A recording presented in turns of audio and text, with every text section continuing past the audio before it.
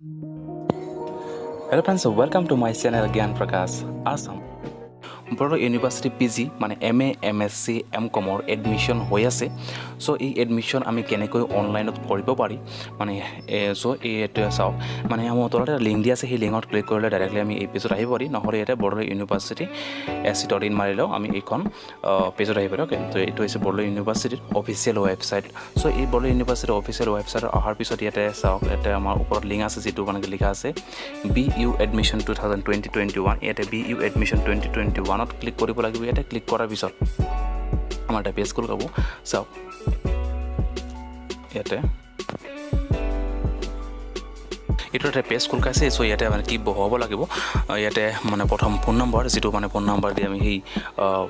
form fill আপটো কৰিছিলো মানে সেই ফোন নম্বৰটো আৰু পাসওয়াৰ্ড ওকে এতে পাসওয়াৰ্ডটো বহাব লাগিব যদি পাসওয়াৰ্ড মনত নাই তেনেহলে কি কৰিব চাওক মই এটো আমি মানে এই ভিডিওখনৰ মাধ্যমত বুজাই দিম ওকে যদি কোনোবাই পাসওয়াৰ্ড পাহৰি গৈছে তেনেহলে যদি পাসওয়াৰ্ড মনত নাই তেনেহলে ইয়াতে ফৰগট পাসওয়াৰ্ড লিখা আছে ফৰগট পাসওয়াৰ্ডত ক্লিক কৰি ইয়াতে যেটো মোবাইল নম্বৰ তাৰ পিছত ইয়াতে ডেট অফ বাৰ্থ দিব লাগিব যেটো আমি ডেট অফ বাৰ্থ দিয়া হৈছিল সেই ফৰ্ম ফিল আপ কৰা হ'ব সো তাতে ক্লিক কৰাৰ পিছত ইয়াতে সাবমিট কৰিব লাগিব সাবমিট কৰিলে yes এটা সাবমিট কৰাৰ পিছত চাওক আমাৰ ইয়াতে পাসওয়াৰ্ড দেখুৱাই দিছলত ইজ মানে কি your password is 1234 আসানজাই @ so okay এটো হৈছে আমাৰ পাসওয়াৰ্ডটো বাহিৰ কৰা এটা মানে কি টেকনিক পদ্ধতি ওকে সো ব্যাক যাও আমি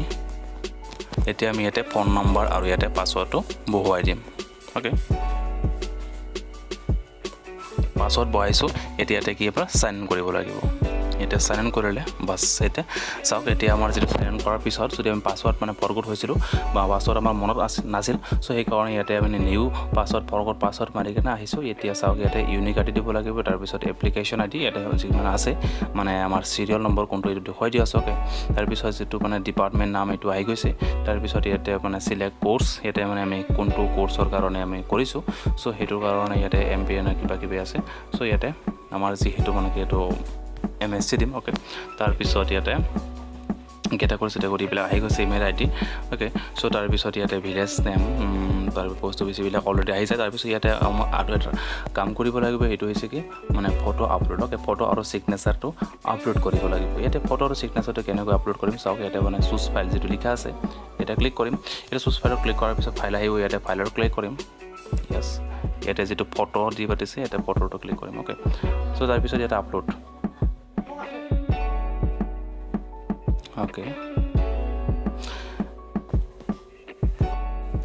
okay মোৰ মানে ফটো আপলোড হল এতিয়া মানে আপলোড কৰিম সিগনেচাৰ ওকে এটা সিগনেচাৰত ক্লিক কৰিম এটা চুজ ফাইলত ক্লিক কৰিম এটা চুজ ফাইলত ক্লিক কৰাৰ পিছত আমাৰ যেটো সিগনেচাৰ আছে এটা সিগনেচাৰ ক্লিক কৰিম এটা আপলোড কৰিম ওকে তো এতিয়া সিগনেচাৰটো আপলোড হৈ আছে ওকে সো আমাৰ সিগনেচাৰটো আপলোড হৈ গৈছে এতিয়া চাওক এটা যেটো এডমিশন ডেট এইটো এডমিশন ডেটটো ইয়াতে লিখা আছে অলৰেডি এটা অটোমেটিক্যালি আহি যায় যেহেতু আজি 19 তাৰিখ ওকে 19 সো সেই কাৰণে 19 তাৰিখ এতিয়া আমাৰ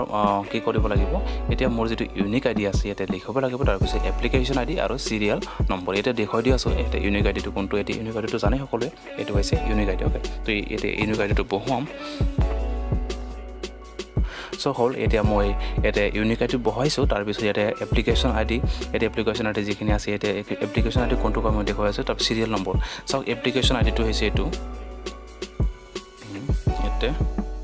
এটা আছে চাওক yes